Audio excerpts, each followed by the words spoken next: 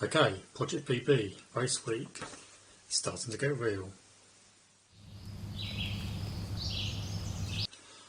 Hi there, John, Brampton Valley Runner here. Welcome to week 4 of Project PB. Now this is race week this week, so this is going to be the first of 2 videos for you. The first one's going to be just covering my sort of preparation up to the race, and then obviously the second one will be how I get on race weekend and how I get on there.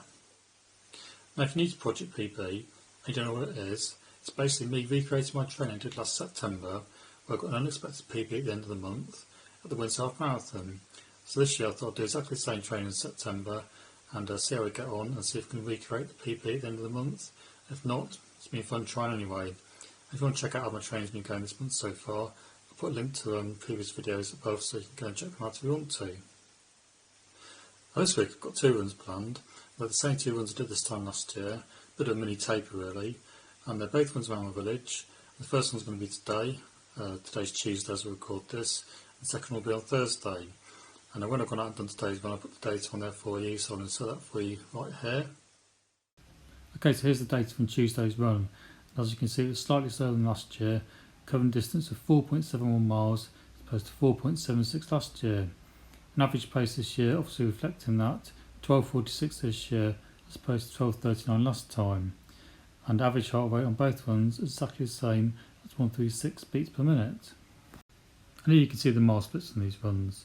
While we look at the mile splits, I've got to mention my weight for this week on the main video, so I thought I'd mention it here. This time I was 199.9 pounds, so slightly up on last week, and it's also about 2 pounds heavier than it was this time last year, and I'll put that data on the screen for you now so you can have a look at that if you want to.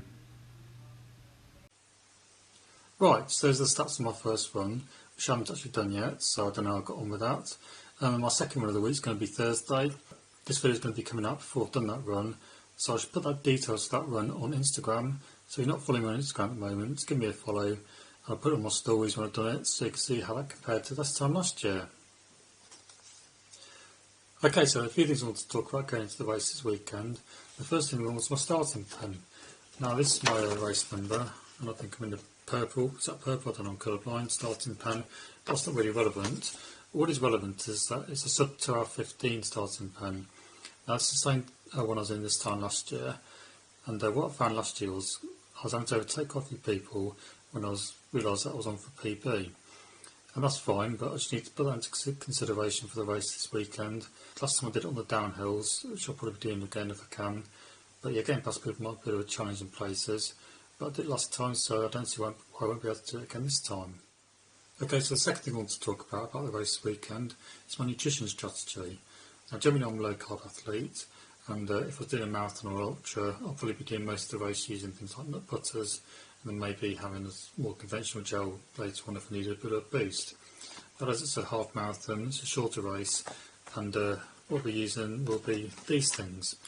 I never use them in races, I don't use them normally, and to be honest, if I wasn't going for PB I might not consider using it anyway, but because I'm going to try and get PB this weekend, I will be using 1 or 2 of these gels maybe during the race. The double espresso cis energy gels, not sponsored by them, it's just what I happen to like.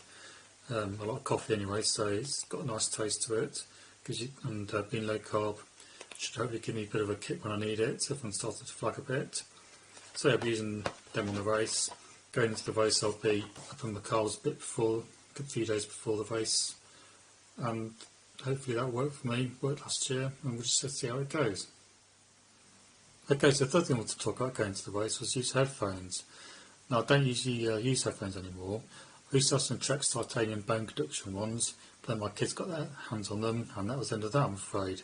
So the reason I'm thinking about it for this race, however, is because on Endomondo, which is one of the sports apps I use, there's a feature called Beat Yourself, where you can load up your data from a previous run and go out and see if you can go faster, and the information goes to your headphones and tells you how you're getting on. So yeah, I thought I'd perhaps do that this weekend. I plan to go out today when I go for my run and use the feature and just sort of see how I find using headphones, because they have to be connected up to your phone. If I find it doesn't work that well, then maybe I may invest in some more Trex titaniums going into the weekends, because I'm planning to do ultras and stuff next year and they'll be useful for that. Okay, so those are the three things I want to talk about going into race weekend. As far as the training's been going, as you know, using the MAF method. That's my training method of choice. I don't do any speed work before races, I just stick to the MAF method at the moment. And doing that, you kind of like find that you go into the race not knowing what to expect. It's a bit of a shot in the dark, but you've got to have faith in the process. I've got PBs in the past, last year when I did it, from 5k up to marathon distance. So why not again this year? I'll certainly be trying my hardest on Sunday to get the PB. And if it doesn't work out, it doesn't work out. There's going to be other races in the future, and it won't be the end of the world, but I'm going to give it a damn good go. Just as a side note, if you are doing the MAF method, and you want a way of predicting your race pace when you go into a race, there's a way you can do it. I'll put a link for that in the description below. But basically what you do is, you take the first mile of your last MAF test, and that pace, you look on the chart, and it tells you what kind of time that you may be able to expect from your race. I think I'm down for the 2 hour to 2 hour 5 mark at the moment for my latest MAF test. But it's only a prediction. Anything can happen on race day. But if you want an idea, the link's in the description for you there. You can go and check it out. And if you're doing the MAF method and you've got a race coming up, it may give you an idea what to expect. Right, so that's where we are going into the weekend. I'm feeling a bit nervous about the race, but at the same time looking forward to it. I'm just going to go out and do the best I can. That's all you can do at the end of the day, isn't it? Forecast isn't looking great at the moment. It's forecast rain, but that might change another time. So I don't know what footage I'll get of the race, but I'll definitely get something for you, and that'll be covered in the next video, as well as my race result, obviously. So if you want to find out how I got on before that video, check me out on Instagram, because I'll be covering it over there, and so you get to find out whether I got the PB or not. But yeah, that's it for this video. So if you like this video, please give it a like. Consider subscribing to my channel for more regular running related content if you're not already subscribed, and why not share with your friends. And as I say, yeah, Instagram's the place to find me online if you want to check out how I'm getting on the weekend and in general with my training. But that's it for now. So I'll see you in Windsor. Okay, bye now.